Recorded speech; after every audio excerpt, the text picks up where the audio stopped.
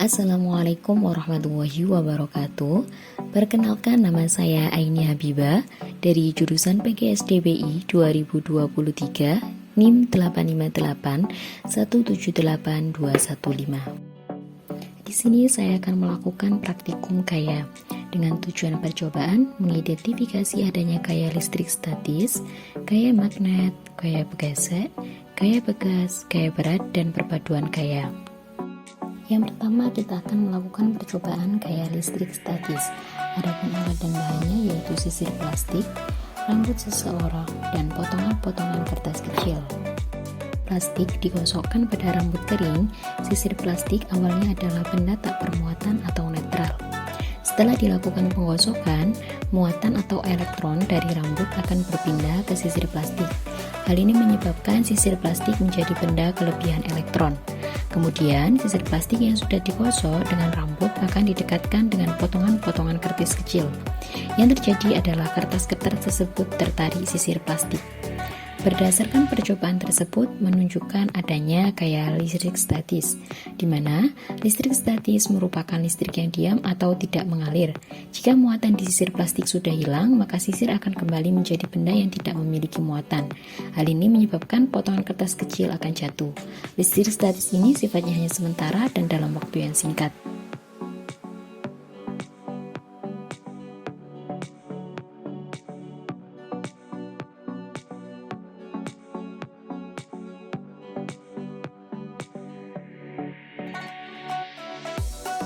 Pada percobaan kedua adalah kaya magnet. Kaya magnet terjadi ketika sebuah magnet didekatkan dengan benda magnetis. Benda magnetis yaitu benda-benda yang mengandung magnet dan dapat ditarik oleh magnet. Berdasarkan percobaan yang telah kami lakukan, terdapat benda magnetis dan benda non-magnetis. Pada percobaan ini yang termasuk benda magnetis yaitu jarum jahit dan seng. Benda tersebut dikatakan benda magnetis karena dua benda tersebut dapat ditarik oleh magnet batang, meskipun tidak bersentuhan. Sedangkan benda non-magnetis adalah benda yang tidak dapat ditarik oleh magnet. Pada percobaan ini, benda yang tidak dapat ditarik oleh magnet adalah benang, aluminium, kertas, dan plastik.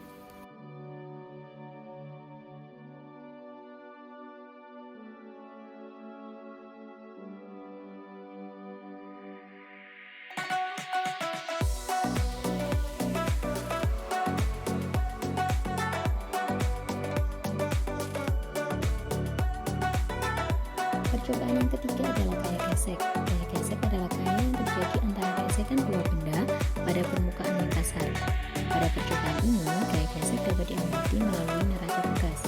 Pada saat benda diam, kaya yang bekerja padanya adalah melalui Newton. Pada saat benda diam terjadi kaya gesek statis.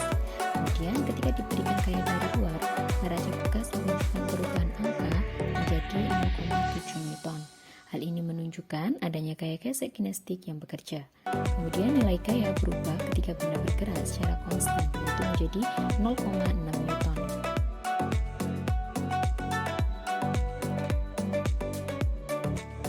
Alat dan bahan yang dibutuhkan pada kaya bekas yaitu karet kelang, penggaris, beban 20 gram, dan statif. Pada percobaan keempat yaitu kaya bekas. Sebelum ditarik dan diberi beban, keadaan karet gelang stabil dan masih berada pada panjang 5 cm. Namun, setelah ditarik ke bawah, karet gelang mengalami perubahan panjang menjadi sekitar 15 cm. Setelah dilepaskan, karet gelang akan terlempar ke atas sehingga beban yang ada pada karet gelang ikut memantul ke atas. Dan setelah beberapa saat, karet gelang akan kembali ke bentuknya semula. Kaya bekas suatu benda berkaitan erat dengan sifat elastisitas benda tersebut.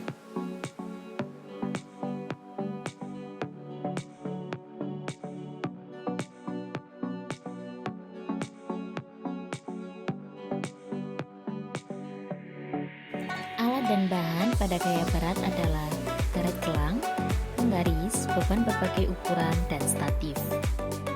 Percobaan selanjutnya yaitu kaya berat. Pada awalnya, panjang karet adalah 17 cm. Ketika ditambah dengan beban 20 gram, panjang karet menjadi panjang yaitu 22 cm. Ketika ditambah dengan beban 30 gram, panjang karet menjadi 23 cm. Kemudian ketika ditambah dengan beban 50 gram, panjang karet menjadi panjang yaitu 25 cm. Kemudian ketika ditambah dengan beban 100 gram, panjang karet menjadi 38 cm.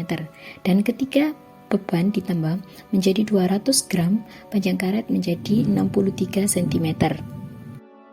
Berdasarkan percobaan tersebut menunjukkan bahwa semakin besar massa suatu benda, maka nilai gaya beratnya juga semakin besar, yang artinya arah karet gelang akan semakin ke bawah atau ke pusat bumi, yang juga dipengaruhi oleh gaya gravitasinya, di mana gaya berat adalah gaya gravitasi pada sebuah benda bermassa.